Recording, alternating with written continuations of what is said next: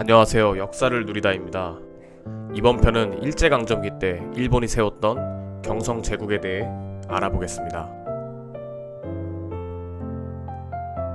경성 제국대학은 1924년 일본이 우리나라에 세운 대학으로 제국 대학령에 근거해 6번째로 설립된 제국대학입니다.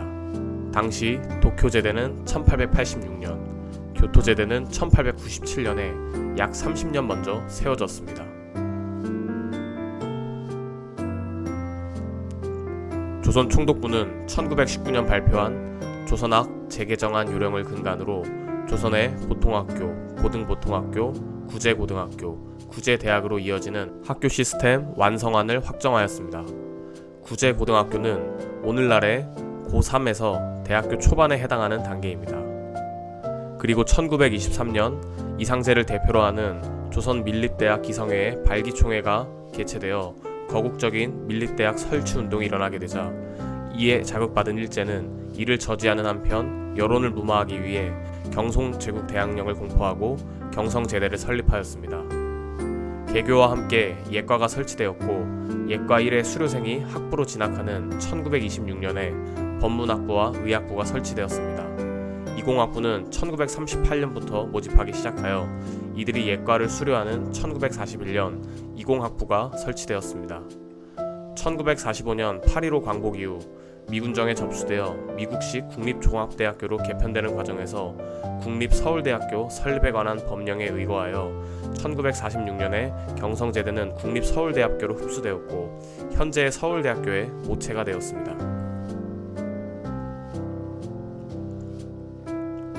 경성제대의 모집 인원은 법학과 40명, 문학과 40명, 의학과 80명이었습니다.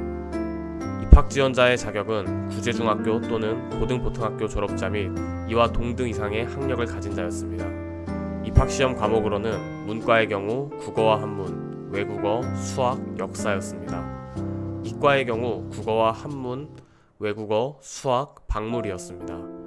1924년부터 37년 사이에 예과를 입학해 수료한 조선인 학생 전체 687명 중 경성 제1고보가 182명을 배출해 최고 명문학교의 지위를 공고히 했고 이어 경성 제2고보가 79명으로 2위, 평양고보 51명, 대구고보 38명, 청주고 33명, 함흥고보 25명, 경성중학 23명, 신의주고보 22명 등의 순서로 소수학교에서 꾸준히 다수 합격자를 배출하여 명문으로 자리매김했고 중등학교의 위계적 구조화가 이루어져 해방 이후 고교 서열화까지 연결되었습니다.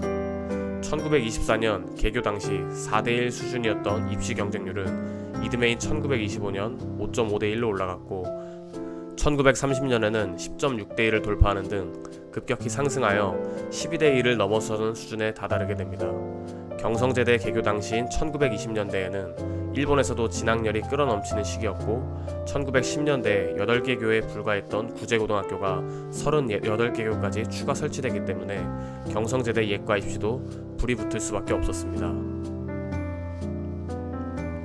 다음은 경성제국대학의 위치를 한번 찾아보겠습니다. 먼저 법문학부는 서울 종로구 동충동 마로니에 공원에 있었다고 합니다.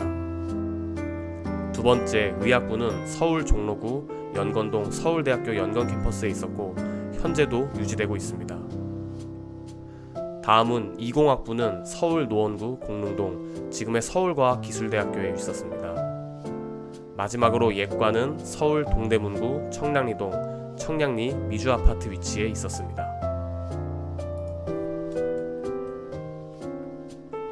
경성제국대학의 여담을 한번 찾아보겠습니다.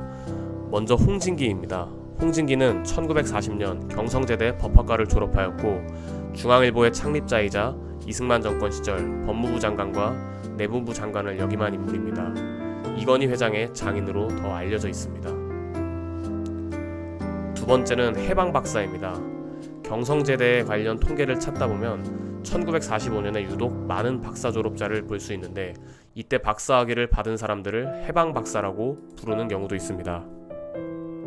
일제 패망 이후 경성제국대학이 경성대학으로 개편되고 미군정 교육당국이 학교를 접수했지만 학교 내에서 중요한 업무를 취급하거나 학교에서 중요 보직을 담당하고 있는 일본인 교직원들은 여전히 출근하면서 조선인 교직원들에게 인수인계를 하고 있었습니다. 미군정은 대학의 모든 일본인 교직원을 이후 파면하였는데 이 파면 직전의 교수들은 박사과정에 재학 중이던 사람들에게 모두 박사학위를 내주었습니다.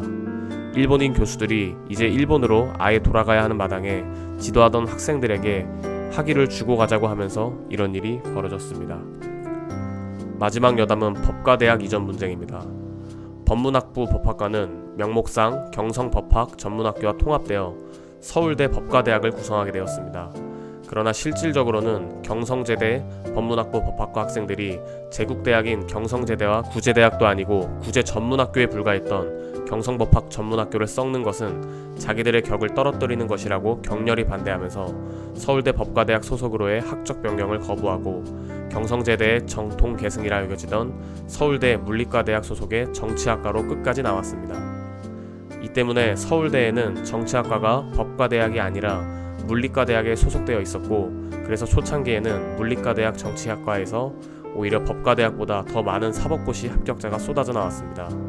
결과적으로 서울대 법과대학은 실질적으로 경성법학 전문학교를 모체로 출범하게 되었고, 경성제대 법문학부 법학과의 계승 자격을 주장하면서 청량리 경성법전 캠퍼스에서 동숭동 경성제대 캠퍼스로 이사를 시도했으나 법문학부 캠퍼스를 계승하고 있던 정치학과 등 물리과대학 학생들에 의해 실력으로 저지당해 좌절되었고, 결국 법과대학은 동숭동 캠퍼스 바로 옆에 있던 지금의 방송통신대학교 자리로 이사하게 되었습니다. 이러한 연유로 다른 전문학교와 섞이지 않은 순수한 경성제대 법문학부의 후신으로서 서울대학교 물리과대학은 서울대 중에 진짜 서울대로 인정받았다고 합니다. 이번 편은 일제강점기에 세워진 경성제국대학에 대해 알아봤습니다. 다음에도 흥미로운 주제로 찾아오겠습니다. 감사합니다.